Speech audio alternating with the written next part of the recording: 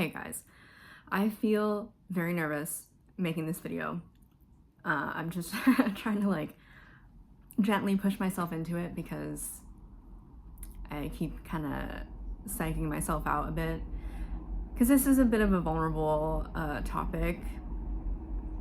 As the title goes, I'm going to be talking about my C-PTSD experience, where I'm at right now, and I feel a little nervous about it because I don't really talk about it very much. Even though it's a pretty big part of my life, I have kept it pretty private because it's intense and it's hard to talk about, even with people in my life. But I'm at an interesting junction in my my healing process. I use that phrase kind of lightly because I try not to think about healing and processing as something that I need to like achieve and like kind of, reach goals in or whatever, but I do also try to keep an eye on what doors I need to help myself open in order to make things easier for myself.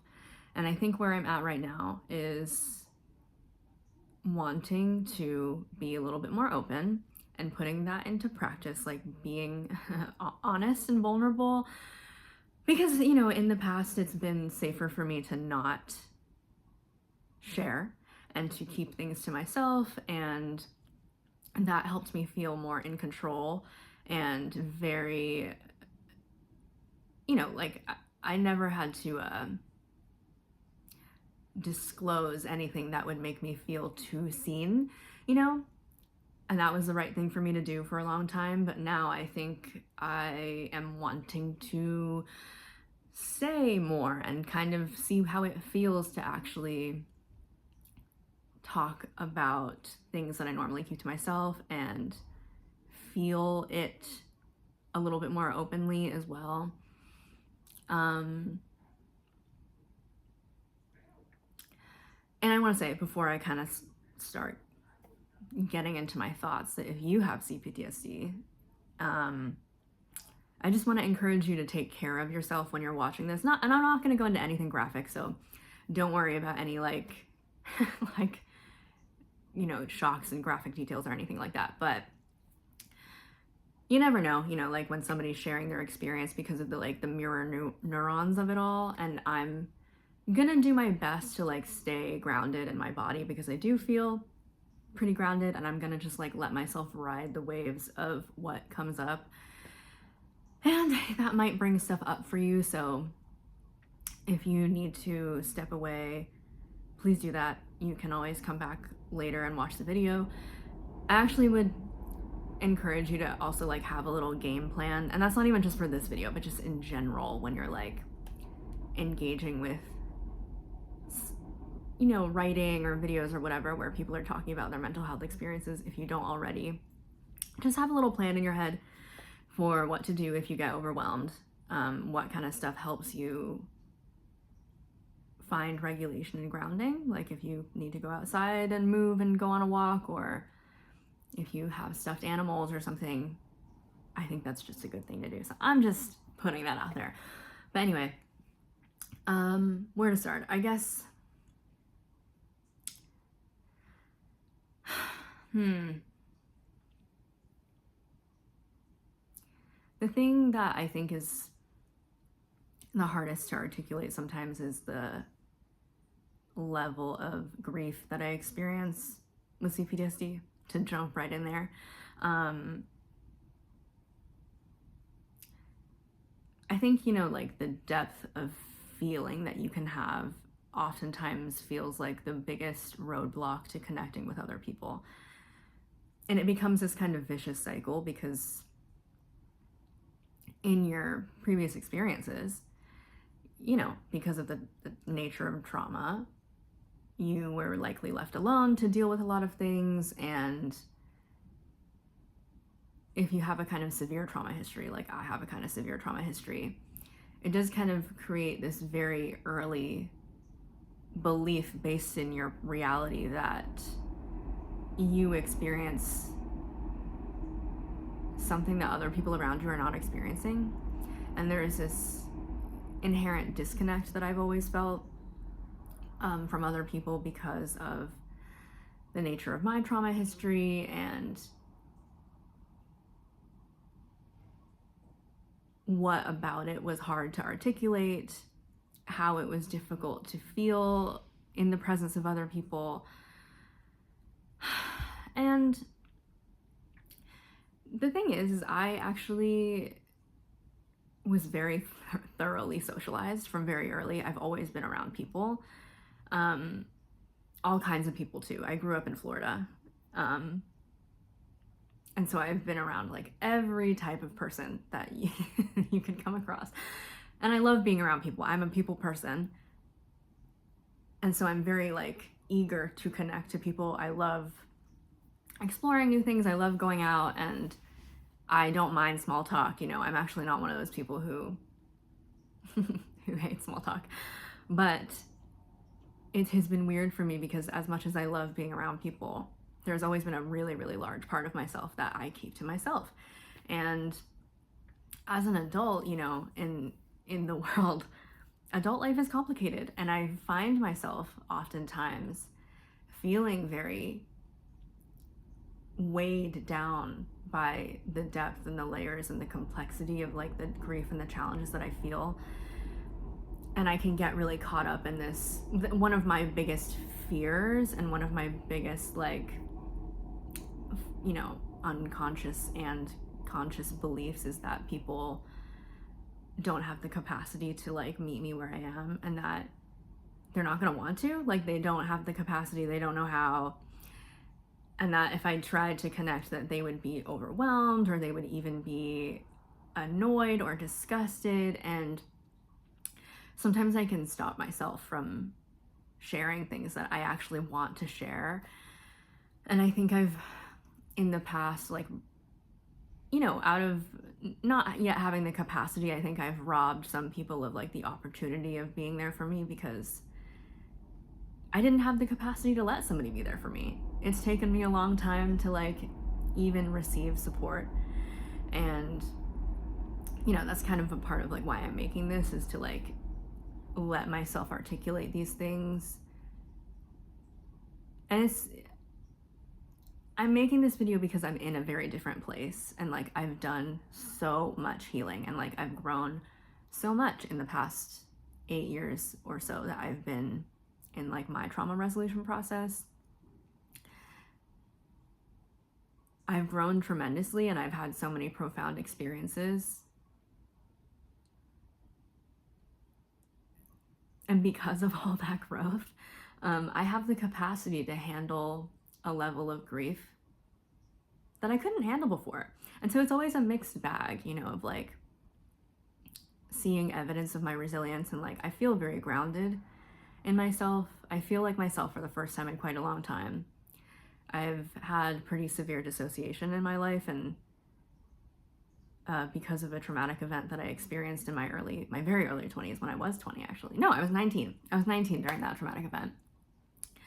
That came after a lot of previous childhood trauma that was related.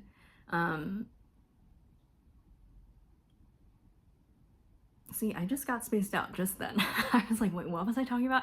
Yeah, I've struggled with dissociation because of my childhood trauma, but also because of the traumatic event that I experienced when I was 19.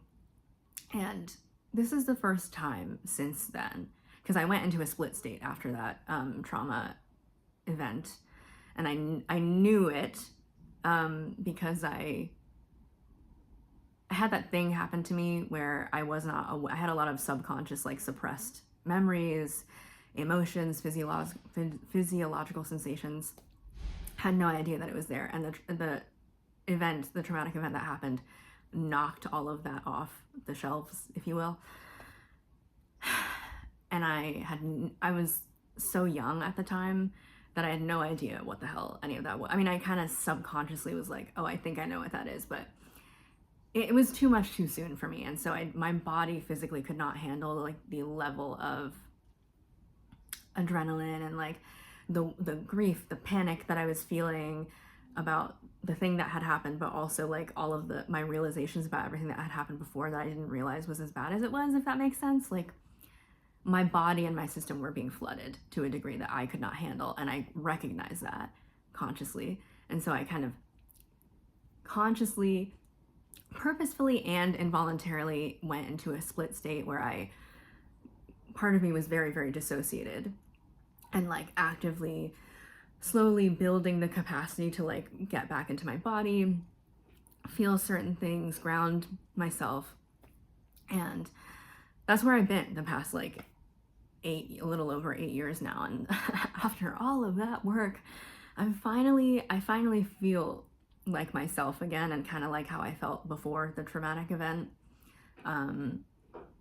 which has been really nice to like reconnect and finally feel like, you know, I can exhale after such a long time. But because of that, you know, I'm in this place of like taking stock and being like, that was fucking terrifying. That was so scary. And like, I don't know, I don't think I said this. I'm 27 now as I'm filming this. Will be 28 in a few months. And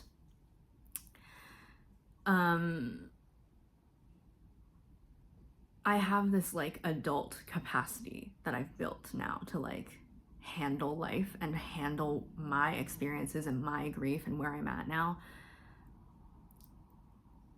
And so I'm kind of sitting here like looking at, you know, the tunnel of all of my past selves, if you will, because I kind of think of it that's how I see it in my head sometimes, like the way that trauma makes it feel like you're time traveling sometimes, you know, where for me I almost feel like this part of me that's doing this trauma work is tuned into this like vortex, like this tunnel where I can look back and like see all of these different versions of me and like where they're at in the tunnel and how we're all connected. And kind of like looking back at everything that's happened and like how much I've had to stretch myself and grow really quickly in ways that were like very overwhelming and very scary, and all the ways that I didn't get to have the normal like 20s experience that I thought I was gonna have. And you know, I am lucky that I'm still very young and I still have, you know, a couple years of my 20s left, so maybe I will get to have a more stereotypical 20s experience. But I haven't really thus far, even though I've tried my best to like, you know, have a good time when I can. I've mostly been pretty consumed with some pretty heavy shit.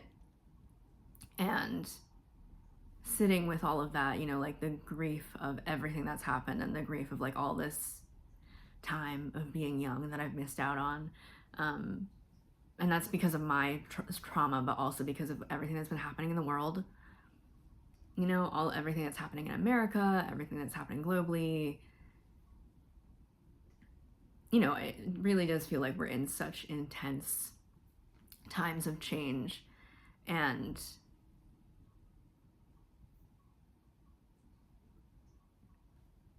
it's a new place to be, you know. And I think a lot of the tools that we've used for the last like 10, 15 years or so served us so well. And I also think we're in a new place where we need different things. And the biggest thing that we need is actually just presence. It's actually just to like take some of the masks down. And you know, I love discussions and I love having conversations with people about their perspectives and what they think we should do in responding to where we are at in this world and in our personal lives. And I'm realizing, you know, that like as much as I value those kinds of conversations, that yapping is not enough. And I think it's a different thing to learn how to actually be in the presence of others when you don't feel like you have your shit together, and like you do feel like you've kind of come to the end of a pathway and you don't know what the rule book says to do anymore, and you don't know what to say about it. And that's kind of where I'm at. You know, like I still have stuff to do. I still have like work to do around my own trauma resolution. I just ended a relationship with my most recent therapist because I got to the end of, you know, what I could do with that person. And I'm going to take a break from therapy, I think, because I want to give myself some time to integrate and be present, like I was just talking about. But I am, you know, really thinking about the way that my work and my life is changing when it comes to my trauma resolution. And I'm kind of reflecting on, you know, in a more technical sense as well. Is it right to call it technical? I don't know. Anyway, I don't always love the way that people talk about C-PTSD. And I'm not talking about people who have C-PTSD, but I'm talking about practitioners who work with people who have C-PTSD. I think I've struggled to find people who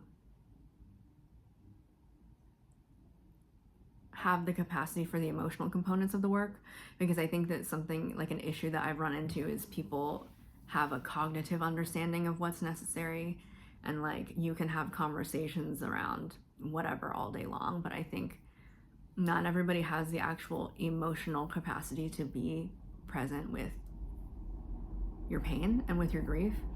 And I think that's such a roadblock for a lot of people who have C-PTSD, is you want to feel those things. I mean, maybe you do, maybe you don't. Some people want to process their feelings and you know, kind of move the suppressed emotions, whatever, through their body. But it can be really hard to find a practitioner who can go there with you and like hold that container for you. And it's frustrating because I think a lot of people with C-PTSD tend to have like a lot of cognitive awareness of what they need, but it's hard to find someone who can meet the need that they already know that they have. And in my own life, you know, running into that issue, I'm like, what do you do when you have more work to do, but the kind of work that you need maybe doesn't exist yet? And I feel like people, it's almost like you're not allowed to say that. Like you're almost not allowed to say like, there are things about the way that therapy exists right now that don't work for me. You know, and of course, you know, maybe it's just that I haven't found the right person yet or the right modality, and that's fine. You know, I think therapy can be very valuable, but I do think that there is more innovation that's possible, and I'm curious about that, and I'm curious about how to make this easier for myself, and you know, what other people who experience C-PTSD think about that. Like, do you have feedback for the way that we think about therapy and like how we approach healing or treatment or resolution, and in like putting words to the things that like we're normally not supposed to talk about? Because I think that's such a big issue with C-PTSD, is like you always have to keep so much stuff to yourself, because it's almost like people get freaked out sometimes by like how much you know, and like to you it's so obvious, and it's like if you say something too soon to the wrong person, it's like, even a practitioner, it's like, oh my god, I don't know what to do about that. Like you've kind of brought this element in and I actually don't know how to respond to that. And so you have to like kind of, this has been my experience, like pretend to know less than you do, and kind of like, it's almost like having to stay in a house where the roof is like too low, and you're like, I kind of want to like expand. I want to go outside and like stretch in the way that I already know how to stretch. But I do need like support. I do need like a type of, I don't know, something, like somebody to kind of help me in a certain way. And it's just really hard to find that person, you know, like I'm ready to kind of do this thing, but I haven't found the thing that works for me yet. And I think that a lot of people feel that way. And I just think that sucks. Like a lot of people, especially because C-PTSD is so like, it varies from person to person. It's so personal. the only thing that makes sense for me right now is to just like try to slow the fuck down, because I've been working really hard, and I've gotten to this place because of a lot of good work, you know, thanks to me, thanks to practitioners that I've worked with, and also like some therapists and practitioners I've found on social media, and also like regular people who share their experiences, you know. I feel like I've learned so much, and now it's like how to remember, or how to learn how to slow down and put things into practice in a very, very gentle way, and like kind of taking my foot off of the gas pedal of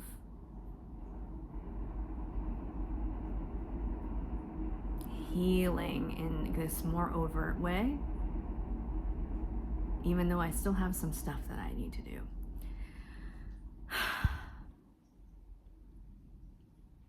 I actually had one of my reoccurring nightmares. So this is a vulnerable detail. Last night, I have a nightmare that I've kind of had for probably about 6 years or so, maybe a little longer. And this is the third time when I've had this nightmare and woken up making noise. And like the first 2 times, I was making this kind of more low, like guttural kind of noise, because I never really shared my emotions when I was growing up because it wasn't safe for me to. Part of that was because of severe emotional neglect, but it was also because I had a person in my life who was particularly unsafe, and so any of my, you know, revealing any of my vulnerabilities, they would have been used against me. So I was always like masking very intensely, like always very controlled, tried to be very stoic at all times, and even spoke in a monotone.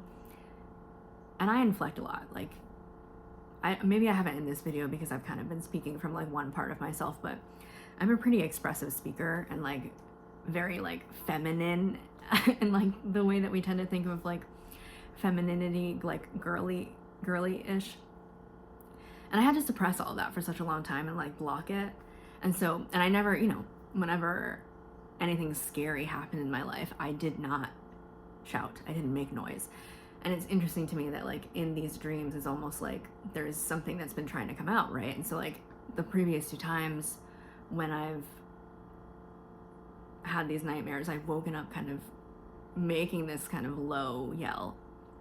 But last night was the first time I woke up and I was like, I woke up yelling because of the nightmare. And it was such an interesting thing because, first of all, I woke up feeling like really dysregulated naturally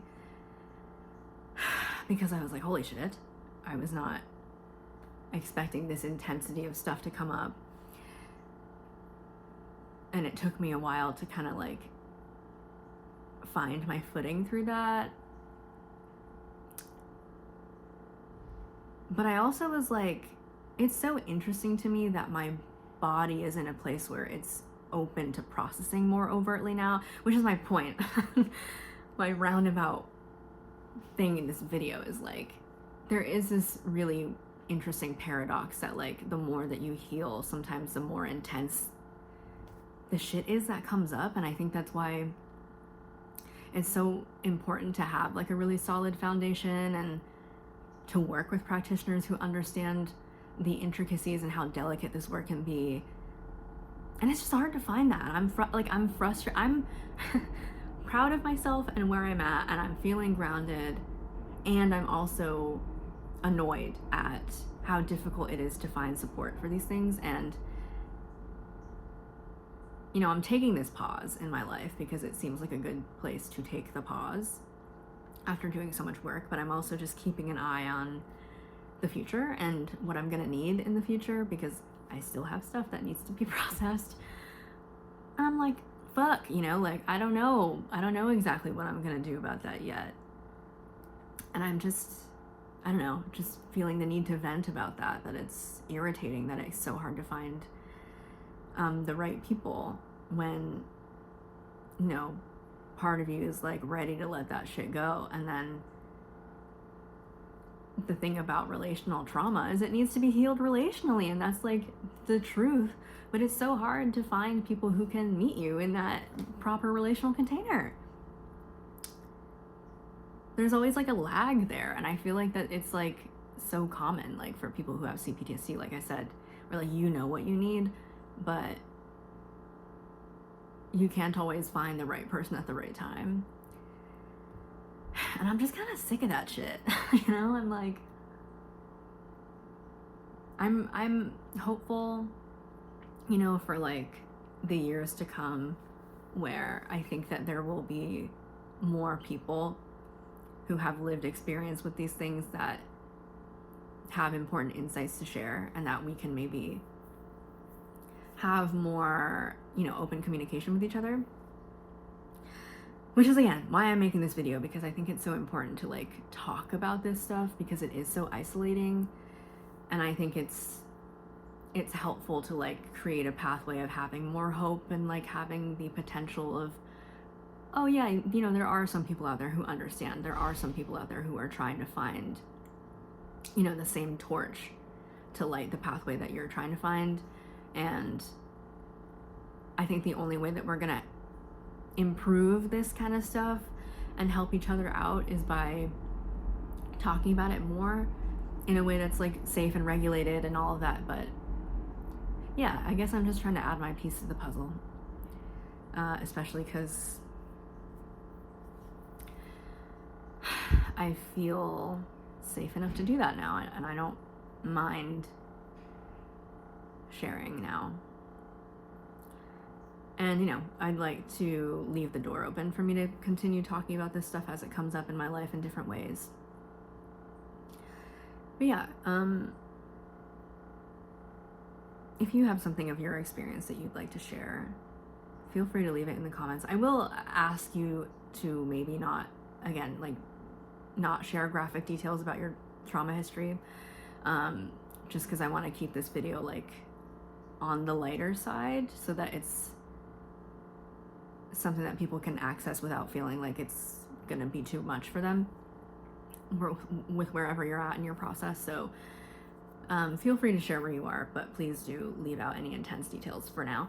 I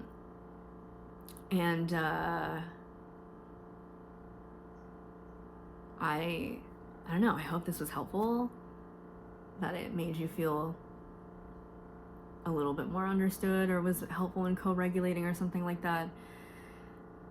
And I have hope for us, and I care about you.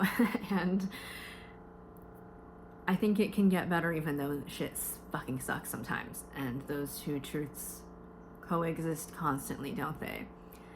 And I'm just trying to get better at holding that, as many of us are. So yeah, thanks for watching, and take care of yourself, and I will see you soon.